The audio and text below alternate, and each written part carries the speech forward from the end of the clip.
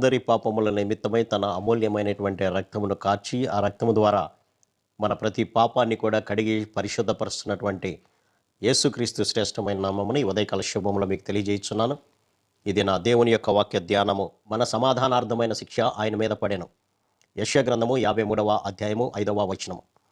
అవును ప్రియులరా, మనకు మన జీవితాలకు సమాధానాన్ని ఇవ్వాలనే ఆలోచనతోనే ఆయన శిక్షించుకున్నాడు.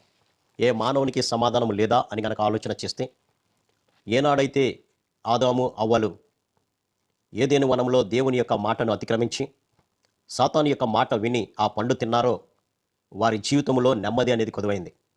సమాధానము వారి యొక్క జీవితాల్లో లేకుండా పోయింది ప్రియులారా.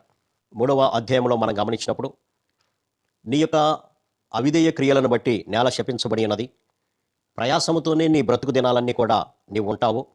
నీవు నేలను సేద్యపరిచినప్పుడు అది గచ్చ పొదలను ముండ్ల తుప్పలను నీకు మొలిపిస్తుంది అని అంటారు. నీవు నేలను సేద్యపరిచినప్పుడు అది తన సారమును నీకు ఇయ్యదు. కాబట్టి ఇటువంటి భయంకరమైనటువంటి స్థితిలోకి వారు వెళ్ళిపోయారు. అంతకుముందు దేవుడు కలుగ చేసినటువంటి సృష్టిలో ముళ్ళ పొదలు లేవు, గచ్చ పొదలు లేవు. శ్రేష్టమైనటువంటి నేలను, సారవంతమైనటువంటి నేలను ప్రభువు వారికి ఇచ్చారు. వారు కష్టపడకుండానే, చెమటోడ్చకుండానే ఏదేను వనములో ఉన్నటువంటి ఆ తోటలో ఉన్నటువంటి పండ్లను తినుకుంటూ దాని నుంచి ప్రవహించేటువంటి నీళ్లను తాగుతూ వారు ఎంతో నెమ్మది కలిగినటువంటి స్థితిలో, ప్రశాంతత కలిగినటువంటి స్థితిలో వారు జీవిస్తున్నారు.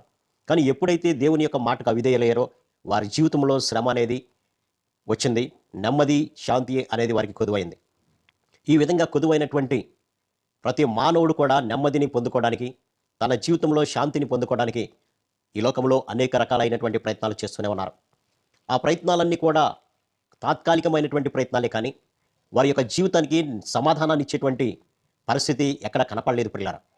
సొలొమోను భక్తుడు కూడా అంటాడు, నా హృదయాన్ని సంతోషపరచుకోవాలనేటువంటి ఆలోచనతో ఈ లోకంలో కనబడినటువంటి ప్రతి దానిని కూడా ప్రయత్నం చేశాడు.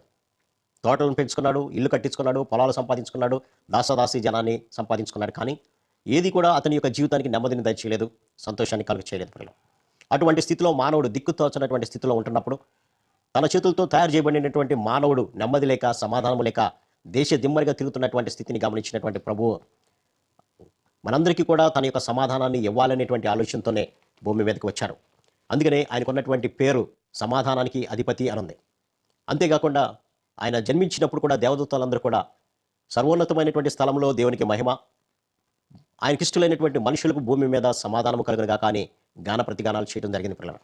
ఆ విధంగా యేసుక్రీస్తు సమస్త మానవాళి వేదనను, దుఃఖాన్ని తీసివేయడానికే ఈ లోకానికి వచ్చారు.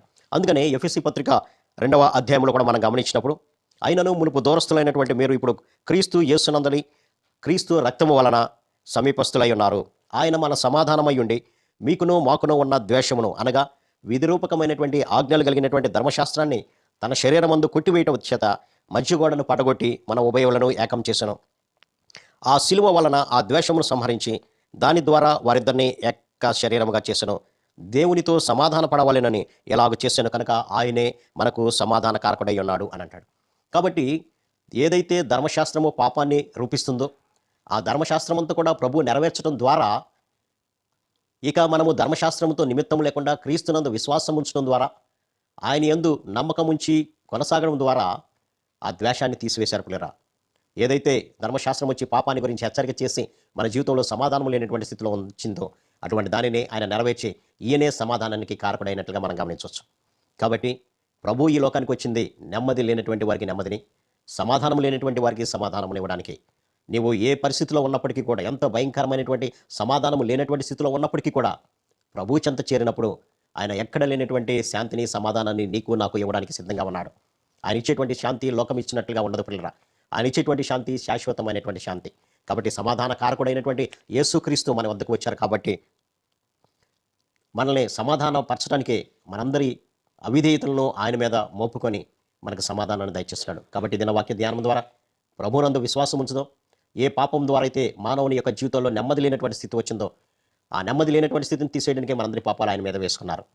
కాబట్టి ఇక మనం నిశ్చింతగా ఉండవచ్చు, ప్రభు ఈ లోకానికి వచ్చింది అందుకే. కాబట్టి దిన వాక్య ధ్యానం ద్వారా ప్రభునందు విశ్వాసం ఉంచుదాం. మనలో ఉన్నటువంటి ప్రతి విధమైనటువంటి నెమ్మది లేనటువంటి స్థితిని, సమాధానం లేనటువంటి స్థితిని తీసివేసుకొని నెమ్మది కలిగినటువంటి జీవితం జీవిద్దాం. అట్టి కృపా పరిశుద్ధాత్మ దేవుడు మనందరికీ దయచేయను గాక. ఆమేన్. ప్రార్థన. సర్వశక్తుడా ప్రేమ గల మా తండ్రి, మన సమాధానార్థమైనటువంటి శిక్ష ఆయన భరించినని ఉంది ప్రభా. కాబట్టి మాకు నెమ్మదినివ్వడానికే మా ప్రతి అవిధేయతను మీ మీద వేసుకొని మీరు మరణించడం ద్వారా మాకు నెమ్మదినిచ్చారు ప్రభా. అందుని బట్టి మీకు వందనాలు తండ్రి. కాబట్టి మీ యొద్దకు చేరి మీరు ఇచ్చేటువంటి సమాధానాన్ని నైనా మేము పొందుకోవడానికి కావాల్సినటువంటి కృపను దయచేయమని యేసు నామమున అడిగి వేడుకొంచున్నాం తండ్రి. ఆమేన్. God bless you.